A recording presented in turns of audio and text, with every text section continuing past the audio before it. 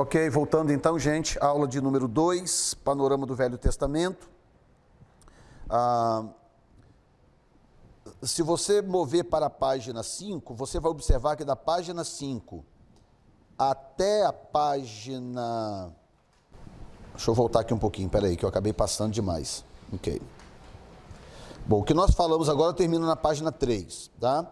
A página 5, você vai dizer, visão geral do Antigo Testamento, é exatamente o que eu acabei de dar agora no final, aqui antes do lanche, tá? Uma visão geral do Velho Testamento, mostrando essa visão, essa linguagem legal do Velho Testamento, mostrando o Velho Testamento como um documento legal, onde Deus lança o fundamento desse pacto, dessa aliança que Ele está fazendo com a raça humana, através de que nação? Através da nação... É Israel ou foram os cananeus? Hã? Israel, né? Ok. Alguém tem dúvida? Não, né? A nação de Israel. Então, tudo isso aqui, até o final da página 6, já está dentro dessa explicação, que dessa visão generalizada do que é o Testamento, ou essa parte da Bíblia, né, que é o Velho Testamento. Na página 7, nós entramos no assunto formação do texto bíblico, tá? A formação do Antigo Testamento, AT, abreviação, foi um processo bastante longo.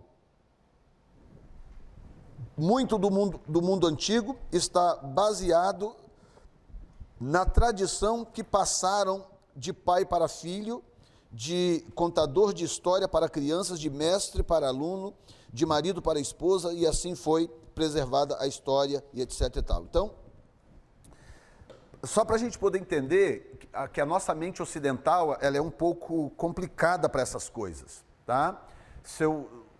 O que eu estou falando para vocês aqui agora, se vocês não tivessem a apostila e não tivessem o vídeo para vocês poderem rever, semana que vem você ia lembrar aqui de uns 3%, 5% talvez. Talvez os mais ávidos por leitura e estudo, talvez lembraria de uns 10%, mas não mais do que isso. Muito difícil. Tá? Portanto, você não aprende de fato quando você está me ouvindo aqui. Você vai aprender de fato se você depois voltar para a apostila, reler a apostila, e se você for rever o vídeo depois. Aí você vai realmente aprender o assunto que nós estamos falando aqui. Tá? A mente oriental funciona de uma forma completamente diferente. Inclusive hoje. Tá? O que eu vou descrever agora se aplica muito mais ao povo antigo, mas ainda hoje é assim. Tá? Tem um programa aí que, não sei se foi a Record, acho que é a Record que lançou, mostrando o Japão, por exemplo, mostrando o antigo e o novo, como que eles conseguem preservar as duas coisas. Como que eles conseguem fazer a tradição com a modernidade. É o país mais moderno do mundo, é o país mais tecnológico do mundo, mas ao mesmo tempo é o país mais tradicional do mundo.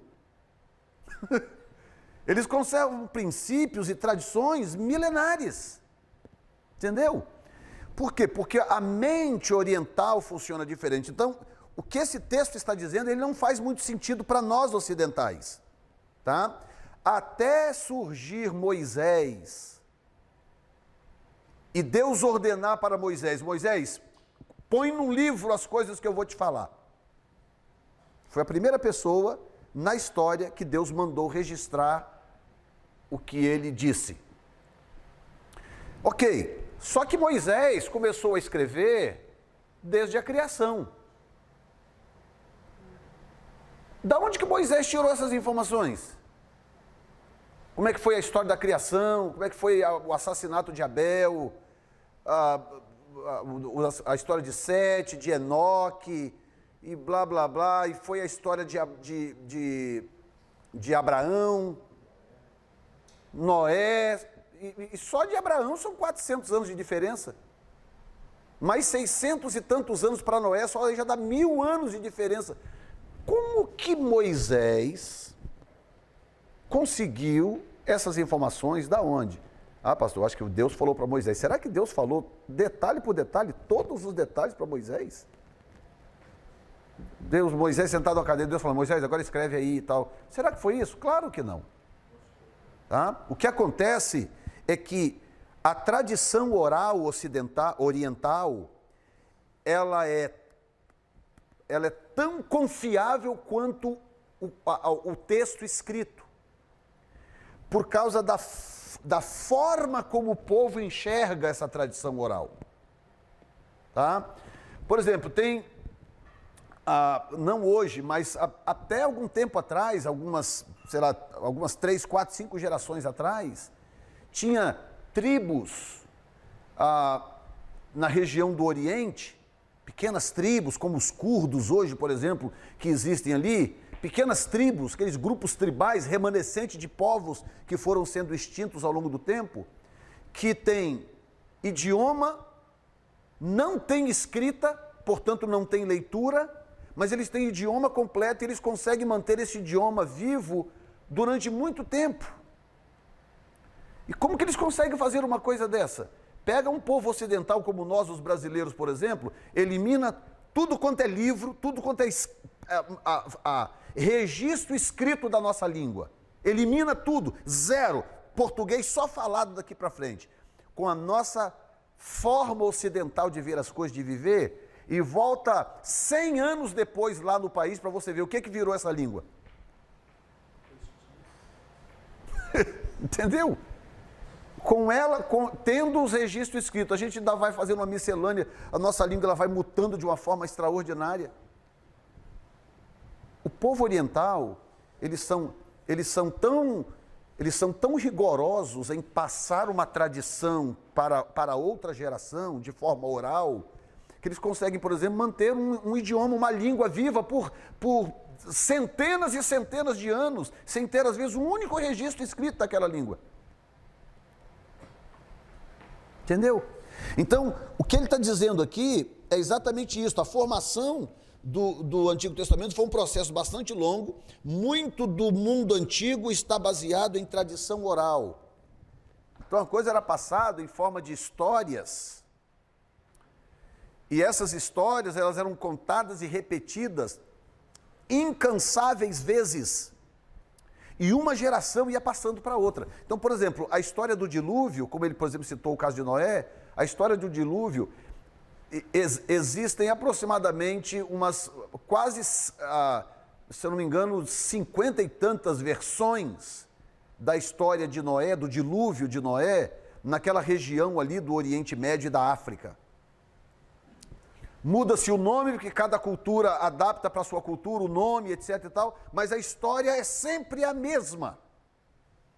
Muda-se o nome do Deus, muda-se o nome do agente, no caso Noé, e tal, mas a história em si, ela é rigorosamente a mesma. Que o Deus fulano de tal desceu não sei da onde e falou com fulano e disse para ele que ia destruir a terra, não sei. A história é rigorosamente a mesma. Como que é possível você ter uma história em idiomas diferentes, em lugares diferentes, regiões diferentes, nações diferentes, e essas histórias serem rigorosamente as mesmas? Explicação número 1. A origem é a mesma dessas histórias. A origem é o dilúvio de Noé. Explicação número 2. É que a tradição oral para esse povo é tão séria quanto a escrita. Não é aquela história, já ouviu aquela experiência que a gente fazia na escola do telefone sem fio? Fazia um círculo assim com 50 pessoas, né? Aí falava algo no ouvido da primeira. Aí aquela ia passando para o ouvido da outra. Quando chegava na última, a história era completamente diferente. Vocês já brincaram disso na escola ou não? Completamente diferente. 50, quanto mais gente, pior é o resultado final da história. Entendeu? Porque isso está engendrado nessa cultura ocidental, na sociedade ocidental, que é uma sociedade muito mais nova, muito mais recente, e que, portanto, que está acostumada já com tecnologia, com a invenção da gráfica, em 1500 e pouco, e invenções de tecnologia que foram surgindo depois, forma de registrar a coisa. Aqui, por exemplo, ninguém está escrevendo nada. Por quê? Você não precisa, tem uma câmera ali filmando. Você tem uma apostila pronta aí na sua mão. É ou não é? Qualquer coisa vai lá dar um cliquezinho no seu telefonezinho, é ou não é? Deixa eu ver o que o pastor Gerson falou aqui sobre o Velho Testamento. Então, nós somos produto, essa sociedade é produto desse avanço tecnológico. Nós somos muito mais recentes do que as civilizações ocidentais e da região do norte da África, por exemplo, onde eles vêm de uma origem onde, logicamente, nada disso existia e tudo tinha que ser registrado. Então, antes da escrita, como que eles faziam para que uma cultura não se perdesse ao longo do tempo? Eles iam passando aquelas informações de forma sistematizada, organizada e rigorosa. Então essas histórias iam se mantendo, se mantendo e se mantendo. Então o que você tem ali do início do livro do Gênesis até o início do livro do Êxodo, que é quando Moisés escreve o que ele então está vivendo, porque a história que ele está vivendo é a história que começa ali a partir do momento que ele descobre que é judeu, e ele então se comove com a situação, mata o egípcio, tem que fugir, é ali a história que ele está vivendo.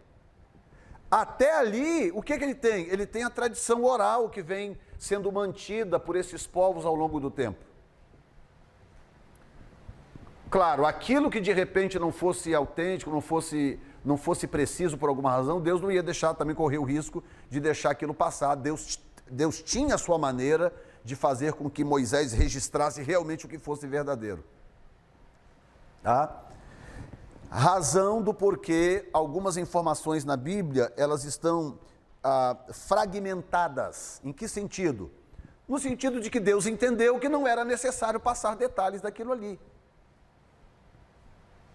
Então você imagina, no caso do Velho Testamento, o Primeiro Testamento, você imagina que Deus tinha que passar todo aquele conteúdo em apenas 39 livros, e livros esses que coubessem na palma da sua mão.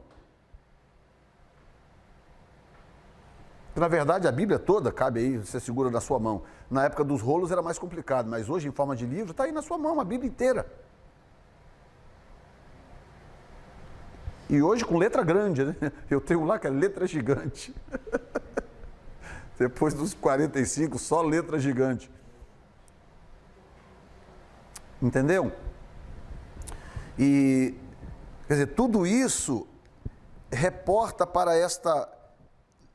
Primeiro, o fato de que essas informações, elas eram mantidas, elas eram preservadas com grande rigor, por isso que eram informações muito confiáveis. Tá? Então, Moisés juntou tudo isso e incluiu no texto que fazia parte agora da sua história. Então, para Moisés escrever o Êxodo a partir, principalmente, da sua maioridade, era muito simples, porque ele estava vivendo aquilo ali, né? Então, olha só, Moisés, no meio do primeiro parágrafo, Moisés, quando escreveu, estava mais ou menos no século 13 a.C.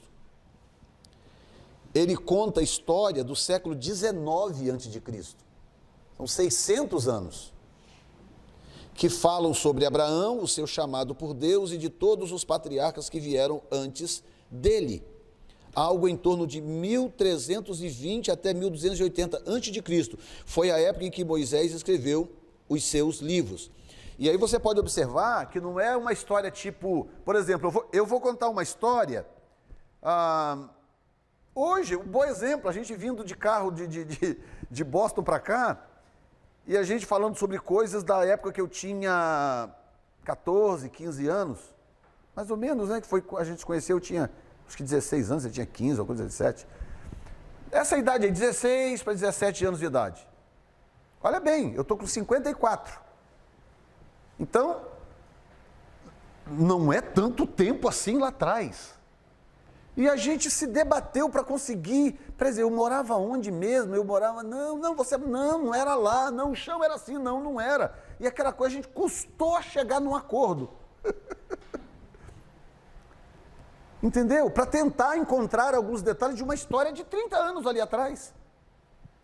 Quer dizer, Moisés está contando aqui histórias de Abraão de 600 anos atrás.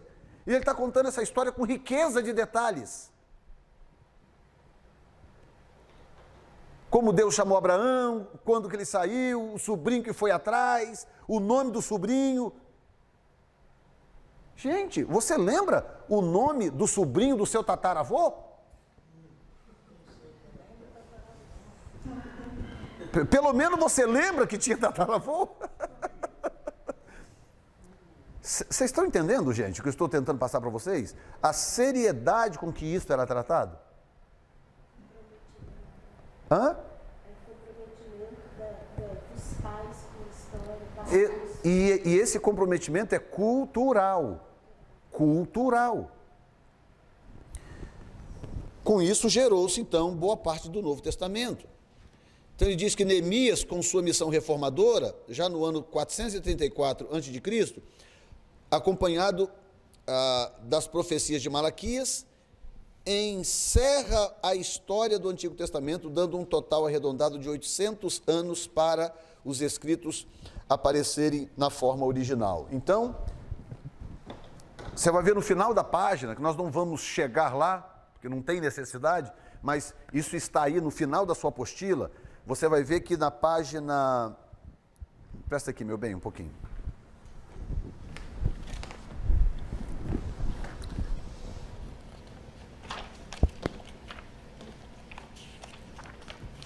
Ok, vai na página 36. 37. Página 37.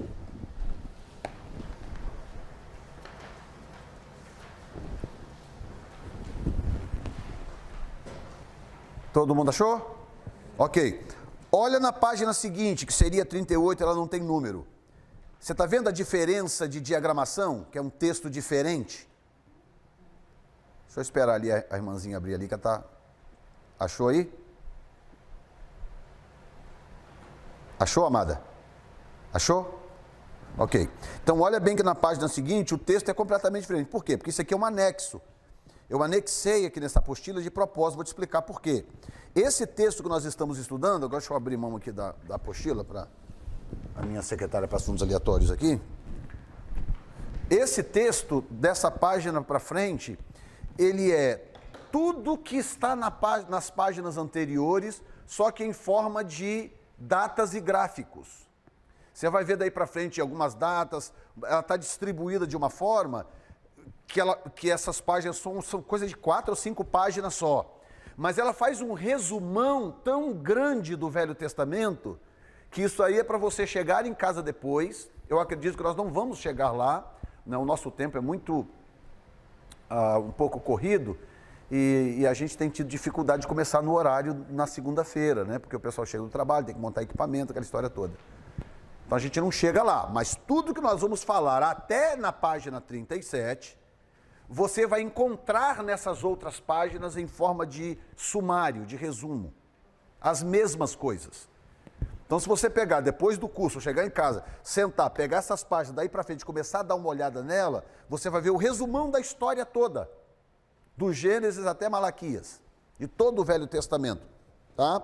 Porque a ideia é exatamente te dar essa compreensão que ele está falando aqui, que desde quando Moisés, ali em torno de 1300 e pouco, vamos colocar em 1320, usar como data de referência, Moisés escreveu o seu texto, e ele escreve desde o momento da criação, e quando chega em 434, Neemias, Esdras e Neemias, Zorobabel e outros, fecham esse cânon. Eles entendem que a revelação está completa e que, até por uma questão de segurança, porque o temor deles na época de Neemias era que houvesse inserções no texto sagrado de textos não canônicos.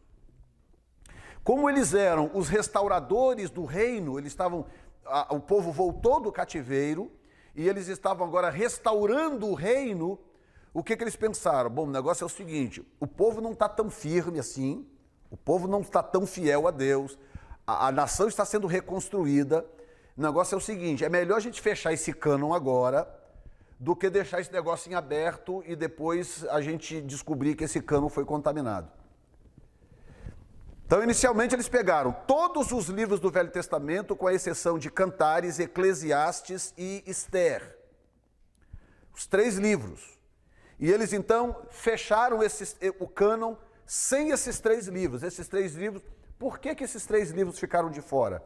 Porque eles tinham um critério curioso no fechamento do cânon. Tá? Tinha que haver unanimidade. Tinha que ter unanimidade. Um voto contra, eles colocavam o livro na prateleira de volta. Entendeu? Porque eles entendiam que a unanimidade era que eles tinham uma série de critérios, um dos sinais claros de que realmente Deus estava conduzindo ao reconhecimento canônico daquele livro.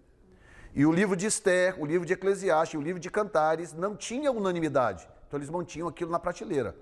E ficou assim por muito tempo, até que então chegou num certo momento da história em que eles então reconheceram, porque eles compreenderam o seguinte, não, realmente, por exemplo, o livro de Esther não tem o nome de Deus lá. Não tem o nome de Deus no livro de Esther, em lugar nenhum do livro. Mas o que eles entenderam? Eles entenderam a questão tipológica. Eles falaram, não, espera um pouquinho, não tem o nome de Deus, mas Deus está tipologicamente representado no livro. Porque a história é legítima, a história é inspiradora, a história é reveladora. E Deus está tipologicamente representado no livro através da figura de Assuero. Entendeu? Então eles compreenderam, não, realmente há canonicidade nesse livro. Foi onde então Esther foi aprovado e inserido no cânon sagrado. E aí você lê hoje a história de Esther, filmes que já foram feitos e tanta coisa maravilhosa. Olha que história poderosa, né? Esther, inclusive tipologia, Esther como símbolo da igreja, Assuero como símbolo de Deus, um símbolo de Deus Pai, e Mardoqueu como um símbolo de Cristo. A tipologia está perfeita ali no livro. Entendeu? Então, era realmente um processo longo e isto foi até o ano 434. Tá? Aí o texto seguinte fala, no meio do parágrafo aí, sobre a plenitude dos tempos. Diz assim, passados estes anos de silêncio, vem a plenitude dos tempos. Por quê? Vem descendo até chegar em Neemias, Esdras e Neemias, Zorobabel, Zacarias e Ageu, o povo daquela época ali, da reconstrução do templo, a reconstrução dos muros da cidade, né, depois do cativeiro babilônico. Muito bem, Malaquias é o último texto. Eles pegam Malaquias, reconhecem Malaquias como profeta de Deus, é o último texto, eles põem e fecham o cânon. Quando eles fecharam o cânon, o que acontece? Curiosamente, quer dizer, não curiosamente, né, propositalmente, nenhum outro profeta se levanta em Israel. Porque hoje, na era da igreja, não é muito incomum você ter pessoas aí dizendo assim, diz o Senhor, quando na verdade o Senhor não está dizendo coisíssima nenhuma. Né? Pessoas que querem se passar por profetas, pessoas que não têm legitimidade profética, pessoas que não têm credibilidade ministerial e que quer construir algum tipo de plataforma operacional manipulando o dom de profecia. Você sabe por que isso? Porque as pessoas de hoje, principalmente da sociedade ocidental, não têm o temor de Deus que tinha aquele povo daquela mentalidade, a forma como eles encaravam o relacionamento com Deus. Surgia um falso profeta aqui e acolá? Surgia, mas não era todo dia, não era toda hora. E durante esse período, do final de Malaquias até João Batista, ninguém se levantou para profetizar em Israel.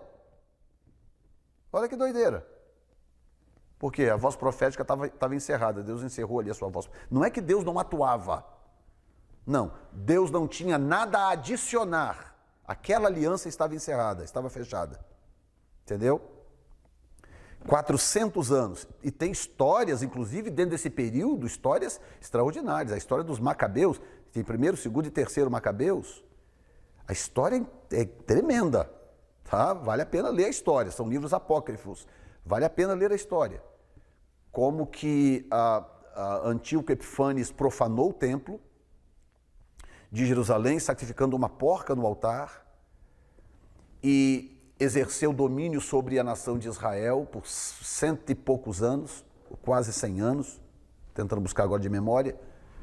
E então até que houve então a revolta dos Macabeus, quando então eles conseguiram, através dessa revolta, tentando lembrar aqui o nome do capitão dos Macabeus, vou lembrar depois, e através deles então Deus deu vitória, eles conseguiram sair debaixo do jugo de Antíoco Epífanes, que na verdade Deus acabou usando meios incomuns, e Deus acabou usando o Império Romano, que era um império ascendente, que estava crescendo, descendo da Europa e conquistando aquela região, e conseguiu então derrotar o Império Seleucida, não é? Que era o império estabelecido por Seleuco, Ptolomaico, Seleuco lá embaixo, Ptolomaico. E aí Antíoco Epífanes, que era o cara da época, foi derrotado pelo Império Romano, e os Macabeus conseguiram purificar o templo e trazer de volta, restaurar novamente o culto, o sacrifício em Israel, etc, etc. Então, é uma história linda, maravilhosa, mas é apenas uma história, não é um texto inspirado, não é um texto revelado por Deus. Então, está aí como livro apócrifo, um livro histórico, mas que não serve para nós como palavra de Deus. Quem está entendendo? E olha isso aqui, no final desse parágrafo, diz essas citações, no final, na página seguinte, penúltimo parágrafo, diz: essas citações são importantes, pois situam Abraão e a história bíblica a seu respeito dentro do contexto da história de outros povos, dando-nos uma data possível para o seu nascimento, posto que a Bíblia não trata deste assunto, vírgula, escute isto, pois não se preocupa em provar, mas em explanar sobre o acontecido. Dentro deste aspecto, iremos ver agora um pouco a formação do povo de Israel, blá, blá, blá. Então, ele está mostrando aqui em cima o argumento. Se você pegar aqui da página 7, o último parágrafo, diz: toda a formação do Antigo Testamento passa, logicamente, pela formação do povo de Israel, como não deixaria de ser pela família formada em Abraão. Então, o que nós temos de Abraão, que é a figura central do Velho Testamento? Abraão, né? Se tiver que apontar qual é a pessoa mais importante do Velho Testamento, essa pessoa chama-se Abraão, que é ele que dá origem a tudo aquilo ali, né? Mas o que nós sabemos de Abraão? Nós não temos informações detalhadas de Abraão. Mas nós não temos, não é porque eles não tinham na época. Nós não temos porque não é importante, porque o que ele diz aqui é uma coisa interessante. Você não vai encontrar, por exemplo, na Bíblia, uma apologia a si mesma. A Bíblia não faz apologia a si mesma. Deus não faz apologia a si próprio ou a sua própria palavra. A única coisa que ele se resume a dizer é que a palavra dele permanece para sempre. Vai passar o J e o tio, mas a palavra dele nunca passará. Tá? Ele se resume a dizer isso aí. No Velho Testamento ele diz que a palavra dele permanece para sempre, através de Jeremias. No Novo Testamento ele diz que pode passar isso e aquilo, céus e terra, mas a palavra dele não vai passar. Pronto. Mas não tem apologia. Tipo, não, deixa eu provar aqui como é que isso aqui foi. Deixa eu provar para vocês, registrar aqui historicamente quem foi Abraão. Não existe isso. Entendeu? Agora, como a história de Israel se entrelaça com a história de outros povos, aí vem a importância de saber a história dos povos daquela época, que eu até indiquei para vocês aqui, na época que eu ministrei sobre teologia sistemática, eu indiquei para vocês aqui Povos e Nações é o título do livro, né? Eu vou lembrar o nome do autor depois. Povos e Nações. Se você quiser ter uma visão panorâmica da história daquela época, eles citam Bíblia, ele fala de Bíblia e tudo e tal, mas ele não se resume a isso. Ele conta realmente a história dos povos e das nações daquela época. Você entender quem era quem. Quem eram esses players, né, como a gente diz no inglês. Quem eram aqueles players que a gente lê na Bíblia? Os fariseus, os filisteus, os saduceus, os heteus, os heveus, os egípcios. As pessoas leem essas coisas na Bíblia e não têm a menor noção. E as pessoas têm, inclusive, preguiça de ler essas coisas na Bíblia, porque elas não têm a menor noção do que a Bíblia está falando, quem eram essas pessoas, esses povos, ninguém tem a menor ideia. Mas, para quem está estudando, precisa saber. Né? Você precisa saber. Então, se você tivesse um seminário interno, né? Estivesse fazendo um curso interno, onde você tem que ler livros, tem uma grade de coisas para fazer, você teria que estudar tudo isso com rigor, ao pé da letra. Tipo, sabe, o tempo que a pessoa passa na escola aqui, vai para lá todo dia de manhã, 7 horas da manhã e sai de lá 2 horas da tarde? Seminário de internato no Brasil. Estudar todas essas coisas, ler tudo isso, para você poder entender quem eram esses povos, de onde que eles vieram. Por que que Israel tinha conflitos eternos, por exemplo, com amonitas, moabitas, principalmente, né? Os midianitas que viviam atrelados aos amonitas, chamados filhos do Oriente. Quem eram os filisteus? Entendeu? Então, quando você tem esta visão generalizada da coisa, por isso que eu indiquei o livro na época, que é a melhor forma, tá? Porque, deixa eu ver, eles já trocaram de capa já umas 2 vezes, então eu vou saber pelo nome do autor. Peraí. Antônio, é esse mesmo, Antônio Neves de Mesquita, Povos e Nações do Mundo Antigo. Pensa numa pérola esse livro aqui, ó, tá? Depois, quem quiser saber, pega com ela ali a informação. Antônio Neves de Mesquita. O que acontece? Isso te dá uma compreensão, porque, de novo, se eu olhar a Bíblia, e principalmente o Velho Testamento, apenas como um livro espiritual, a Bíblia é um livro espiritual, a Bíblia é a palavra de Deus para o homem. Ok, é verdade? Claro, é verdade. É verdade. Mas se eu olhar a Bíblia apenas assim, o que acontece? Eu não vou, por exemplo, pesquisar fora do contexto bíblico, portanto, literaturas periféricas que eu poderia encontrar, como o caso ali desse livro, que vai falar da época, um pouco de geografia também, fala um pouco de geografia, mas o mais importante ali é te dar uma compreensão dos povos, quem eram aqueles povos, com quem Israel interagia, entendeu? Então, se você não vai em busca disso, o que vai acontecer? Compreensão limitada. Sempre uma compreensão limitada, tá? Então, para você expandir, você precisa ir além um pouco. Alguma pergunta até agora, gente? Se não tem pergunta, ou você entendeu absolutamente tudo ou absolutamente nada. Porque se você tiver entendido mais ou menos, você tem 20 perguntas no mínimo.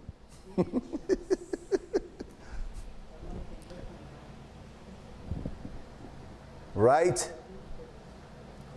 Ok, então eu tenho perguntas, já que você não tem. Qual é a outra forma de enxergar a Bíblia, além de ser um livro espiritual, um livro devocional e etc? Qual é a outra forma de enxergar a Bíblia? Hã? A partir de uma visão acadêmica, qual é a outra forma de enxergar a Bíblia? Hã? Como é que é? É histórico, mas tem uma segunda forma de enxergar a Bíblia que eu passei 30 minutos aqui falando com vocês. Então, tipo, GPS. Hã? Como o quê? Panorâmica. Panorâmica é a visão que nós estamos tendo, mas tem 2 formas de enxergar a Bíblia. Uma como um livro espiritual devocional, que é o que a maioria dos crentes enxergam, não tem nenhum defeito nisso, mas tem uma outra forma de enxergar a Bíblia a partir de uma visão acadêmica. Qual é? Jurídico, não, legal. Legal isso, legal. Como um documento legal. Um documento jurídico. A expressão jurídica é boa, porque a palavra legal, se a pessoa não tiver cuidado, ela vai achar que a Bíblia é legal, a Bíblia é bem legal. A Bíblia, o pastor falou que a Bíblia é legal, ó. E não é legal nesse sentido, né? Legal no sentido jurídico, tá? Então, toda vez que falar que Jesus é o seu advogado, que o diabo é o seu acusador, e que vai ter um trono branco para julgamento, que vai ter... Você está falando de quê? Você está falando de questões legais. É disso que você está falando. E eu vou mais longe. Os termos legais na Bíblia, os termos jurídicos na Bíblia, eles superabundam em relação a qualquer outro tema que você queira pesquisar na Bíblia. Qualquer outro tema. Tá? Por exemplo, profecias. Aí eu acabei de falar sobre o livro de escatologia, profecias bíblicas. Inclusive, um dos livros, eu vou falar sobre isso, sobre a linguagem jurídica ou legal da Bíblia. Tá? Então, o que é profecia? Profecia é isto. As previsões de como essa batalha legal vai se desenrolar. Porque eu vou voltar aqui de novo desse ponto para te explicar só isso aqui agora. Olha aqui para mim. Como que um Deus infinitamente poderoso pode estar, entre aspas, batendo cabeça com um ser tão miserável, tão desprezível como Satanás? E isso já vai para 6.000 anos, ele causando esse estrago todo aí, essa luta e tal, e acontece isso e aquilo, e ele perde ali, ele levanta acolá e destrói acolá. Afinal de contas, Deus é todo poderoso ou não? Então como que o Carcará continua fazendo os estragos que ele está fazendo? Hã? É a única explicação bíblica para essa pergunta que eu estou te fazendo, é a linguagem legal do texto. Vou te explicar por quê. Terminou agora o julgamento do El Chapo, esse pior traficante da história. Tá? O cara causou estrago no mundo inteiro, matou centenas de pessoas, destruiu a vida de não sei quantas pessoas. Ok? Agora, olha a cena. O El Chapo sentado numa cadeira, o juiz lá sentado no lugar dele, o juiz tem autoridade para destruir a vida do El Chapo. Ele tem poder e autoridade para destruir a vida daquele cara. Mas você não vê o juiz chamando ele de sem vergonha, safado, seu sem vergonha, Não. Sir, Mr. A linguagem é uma linguagem que mostra que está acontecendo ali um julgamento a partir de princípios legais e não um confronto direto entre juiz e acusado. Não é um problema pessoal do juiz para chamar o cara de sem vergonha, seu safado, sem vergonha, você destruiu a vida. Não. O juiz está lá. Advogado de defesa, pois não, o que você tem a dizer? Não, porque o meu cliente é advogado, é uma coisa impressionante, né? Não, que o meu cliente é inocente. Isso é tudo armação. A imprensa que não sei o quê. E o juiz está lá, o juiz sabe que aquilo tudo é balela.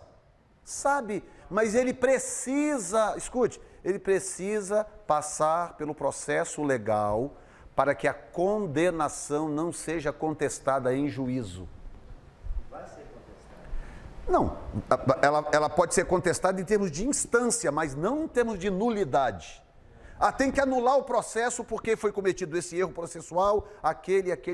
Então o juiz tem que levar a coisa de tal forma que quando chegar no final do processo não tem como anular aquele processo, porque todas as instâncias legais foram respeitadas. Estão entendendo? Isso ajuda você a entender um pouco mais, eu imagino.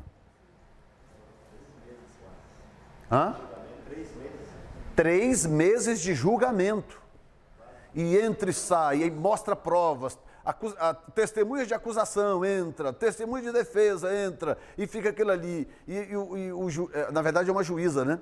E a juíza sabe que aquilo tudo ali é balela, mas tem que ser assim, senão o processo é anulado.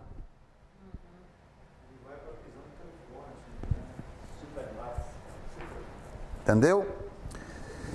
Então é isso que eu quero que vocês guardem, que vocês não esqueçam. Se eu perguntar de novo amanhã, alguém perguntar de novo, é isso que vocês precisam ter em mente. Não, a Bíblia não é só um livro devocional, um livro espiritual. A Bíblia é um contrato jurídico. Deus fez uma aliança, um contrato jurídico com o povo, para que através desse povo ele pudesse estender esse contrato ao resto da humanidade. E a coisa vai caminhar até chegar a um julgamento, vai ter um julgamento. O que Deus está fazendo agora nesse processo? Coletando provas.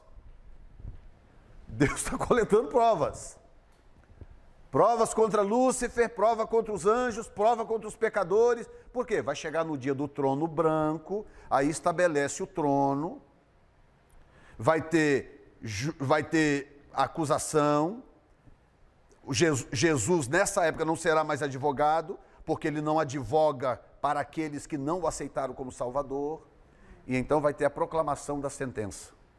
Apartai-vos de mim, vós que praticais a iniquidade, para o fogo eterno que está reservado para o diabo e seus anjos. Quando ele pronunciar essa sentença, no trono branco, não tem volta, não tem como anular esse processo, porque Deus seguiu todas as instâncias, mesmo tendo o poder de acabar com tudo num instante, ainda assim ele passou por todas as instâncias para que o julgamento fosse legítimo e fosse legal. Entendeu? Que horas são, gente? 10:01. Bom, o cânon do Antigo Testamento, nós já falamos muito sobre isso aqui. Final da página 9, a lei. O processo histórico do cânon pode ser descrito como iniciado em 621 a.C., quando Josias estabelece uma reforma em Israel, quando foi encontrado o livro de Deuteronômio, que se tornou o livro base para tal reforma. Então, alguns argumentam que ali começou o processo de seleção, a necessidade de começar a selecionar os livros para saber realmente, afinal de contas, o que é canônico, o que não é. Mas ele vai ser encerrado em 434, na época de Neemias e de Esdras. Tá?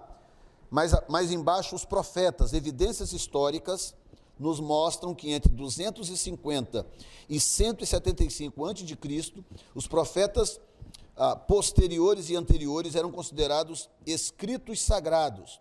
Isto inclui os livros de Josué, Juízes, Samuel e Reis, como profetas anteriores. Os posteriores são os 3 profetas maiores, né? Excluindo Daniel, Isaías, Jeremias e Ezequiel.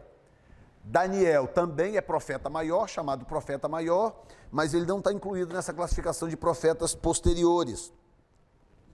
Ele entra depois numa outra classificação. Então, livros, por exemplo, que nem são necessariamente livros proféticos, como o caso de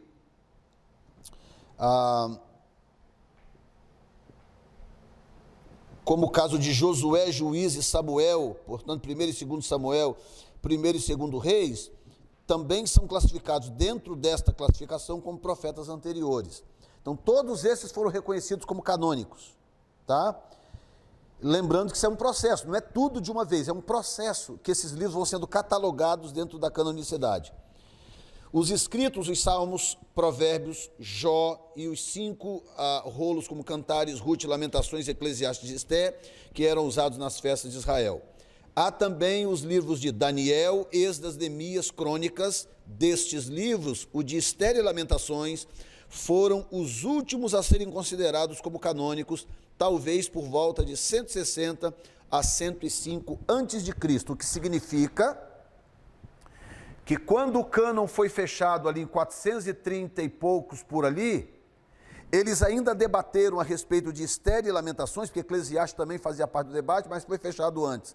Então eles debateram sobre Esté e Lamentações ainda de 430 mais ou menos, até o período de 105. Então nós estamos falando aí de mais de 300 anos. Mais de 300 anos de debate para eles chegarem à conclusão que o livro de Esté e o livro de Lamentações, sim, eram canônicos. E entraram na Bíblia e estão na nossa Bíblia até o dia de hoje. Pode ser bem provável que Joséfo, o historiador Flávio Joséfo, tenha falado sobre algo que era opinião antiga, de que o cânon do Antigo Testamento tenha sido considerado fechado por volta de 465 a 425 a.C., portanto 434 está mais ou menos na metade disso aí. Nos tempos de Artaxerxes, na época de Esdras, com a tradução dos 70, que é a Septuaginta, nós já falamos disso aqui na classe de bibliologia, por volta de 285 a 246 AC, durante o reinado de Ptolomeu Filadelfo, alguns livros foram acrescentados à lista de sagrados, os livros de Cantares, Eclesiastes, Ester, foram os que permaneceram mais tempo como disputados e tal. Então, o que acontece? Fazer um resumo aqui para você entender.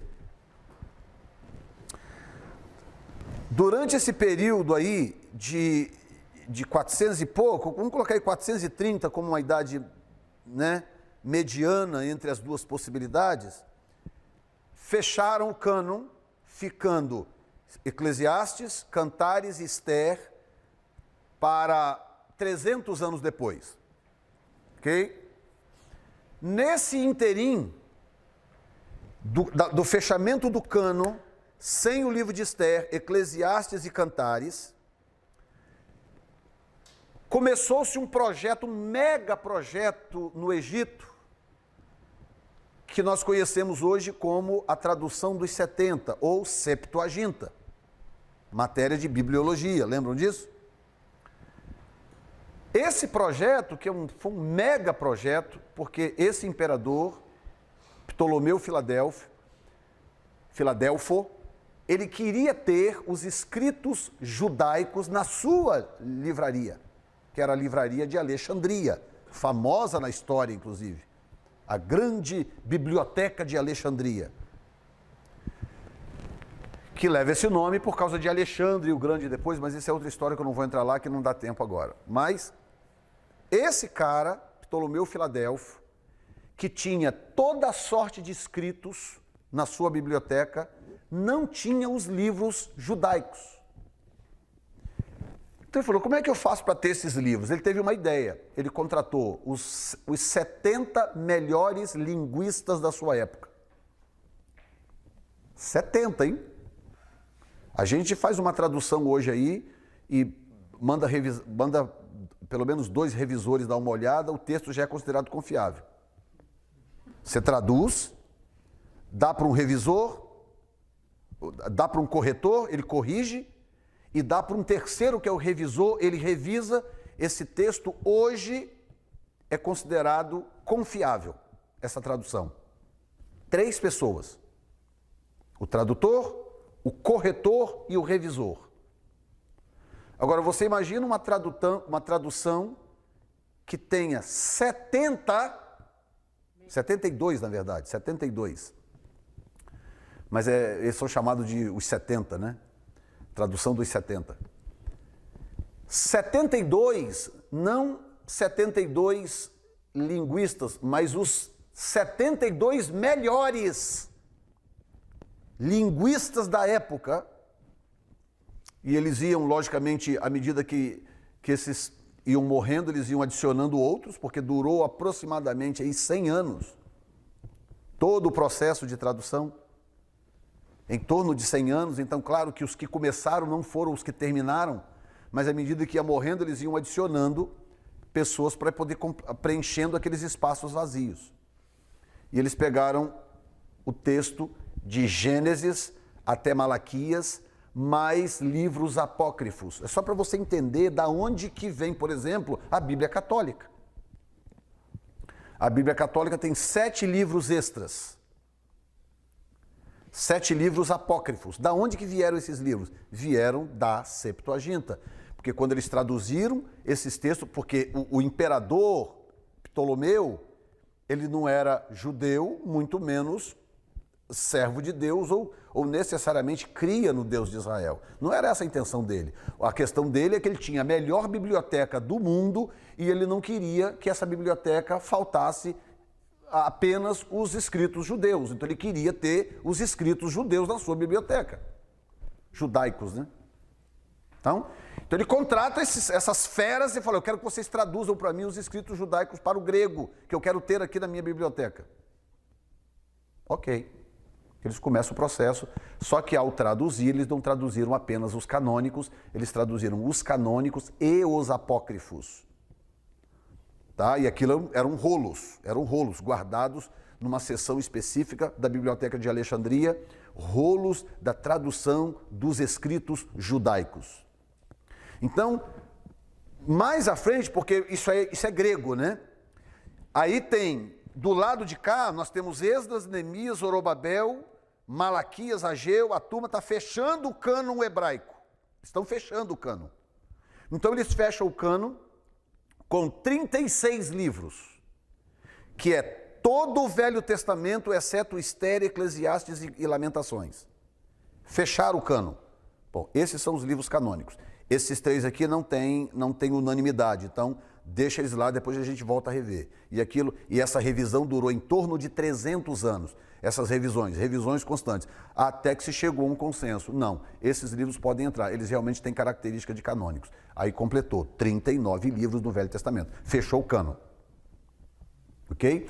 Enquanto esse cânon está nesse processo de fechamento dos 39, porque os 36 foram fechados em 434, enquanto o processo de fechar os 39 está indo até 105 a.C., nesse interim, eles estão traduzindo os textos lá no Egito. Entendeu? E enquanto eles traduzem o texto lá no Egito, eles passam agora a compilar uma nova Bíblia, que é o Velho Testamento, com a inclusão dos livros apócrifos. Aí vem o Novo Testamento, gera-se mais 27 livros da Nova Aliança, que a igreja recebe como canônicos. E aí eles pegam esses 27 livros, a parte conservadora dos pais da igreja, que basicamente são os discípulos dos apóstolos da região ali do Oriente Médio, da Ásia Menor, digamos assim, os discípulos dos apóstolos que eram os conservadores, aqueles que criam na palavra de Deus como absoluta, que criam no cânon veterotestamentário fechado por Esdras e Neemias. Então eles pegam os 27, acoplam nos 39 e nós temos uma Bíblia com 66 livros. Só que paralelo a isso tem um lance ocorrendo por fora, que aí a igreja grega, porque lembra que o grego era a língua oficial da época, não é? E a maioria dos pais da igreja falavam grego. E tinha uma linha dentro da escola teológica da igreja, uma linha, tinha a linha conservadora, que eram os discípulos dos apóstolos, e os discípulos diretos dos discípulos dos apóstolos formavam uma linha conservadora. Eram os que protegiam a doutrina, defendiam a doutrina, os que reconheceram os primeiros escritos apostólicos como canônicos. Tá?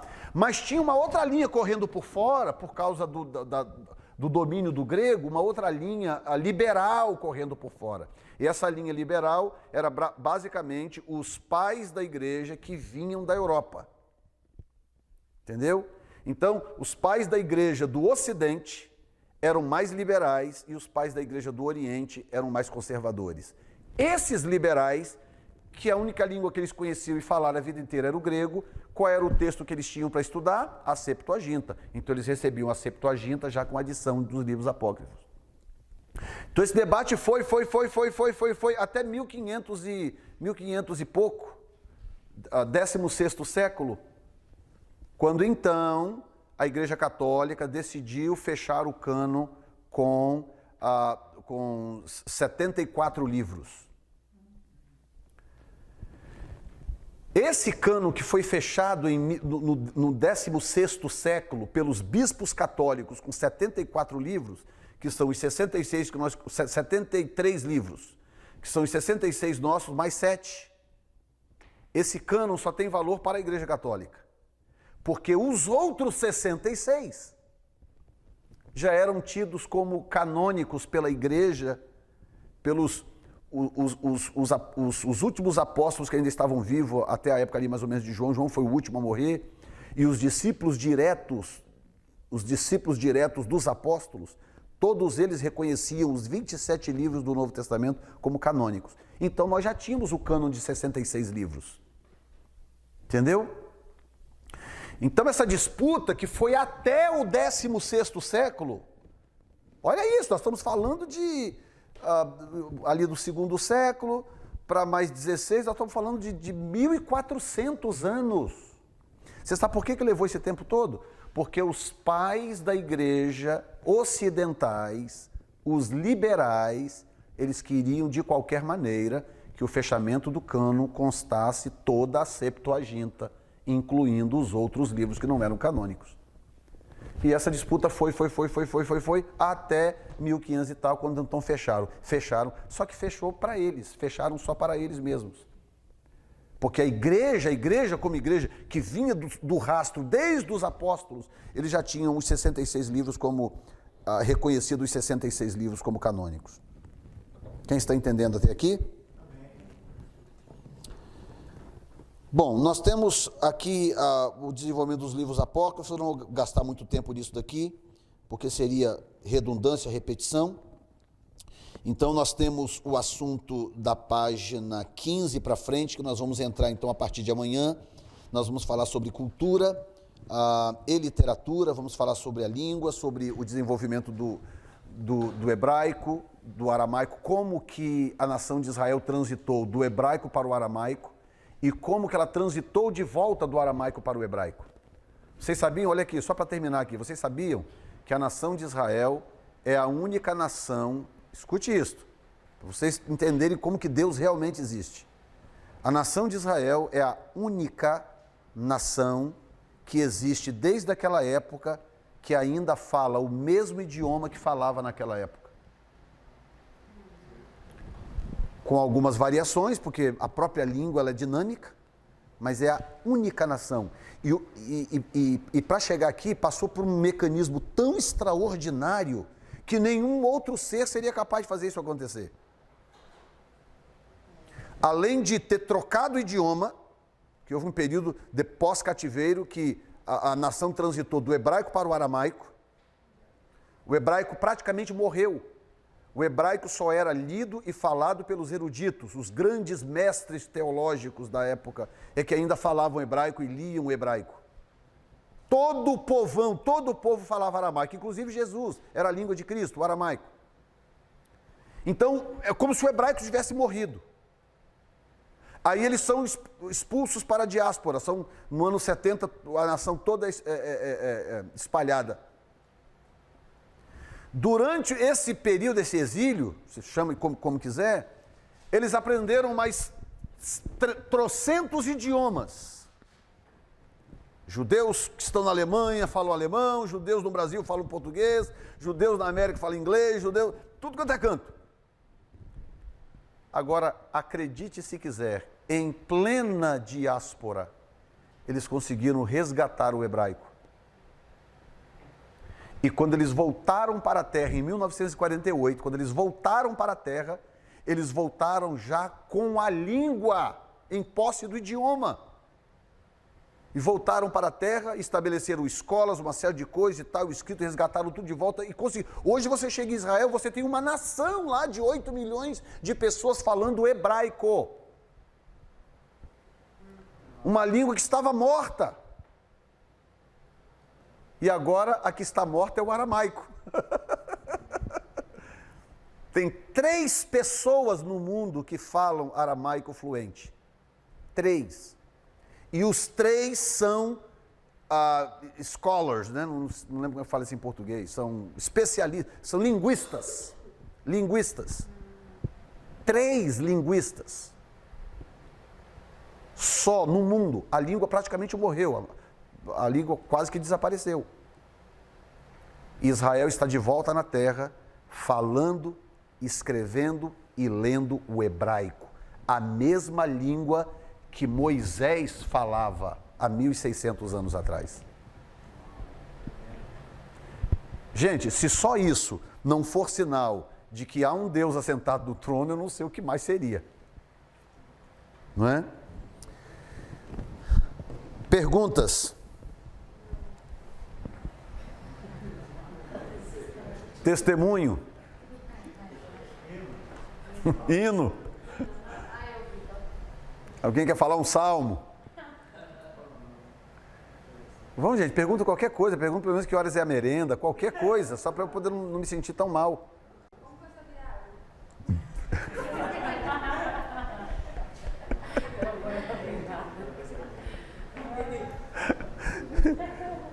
Pergunta aí, Rômulo.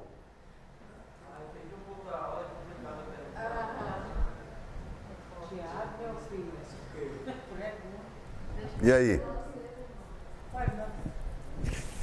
Então eu tenho uma pergunta.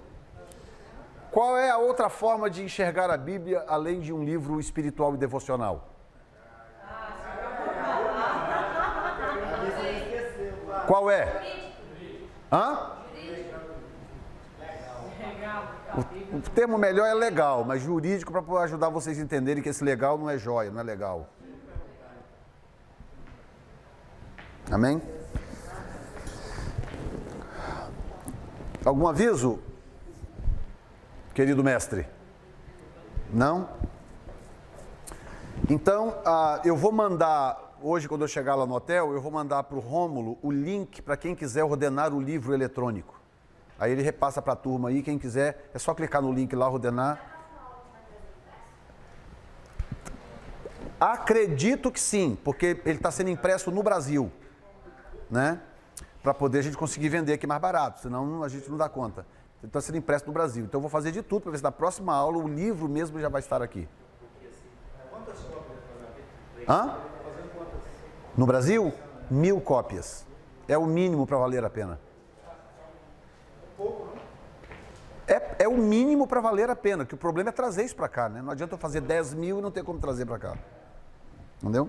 Pastor, a próxima apostila vai ser no Novo Testamento? Eu não lembro de cabeça agora, eu tenho que olhar depois. Na própria página, se você entrar lá, tá lá, mas eu posso trazer essa informação amanhã, não lembro agora de cabeça. O quê? Quem falou pelo México? Você? Depois me dá o telefone do Ramírez, o coiote.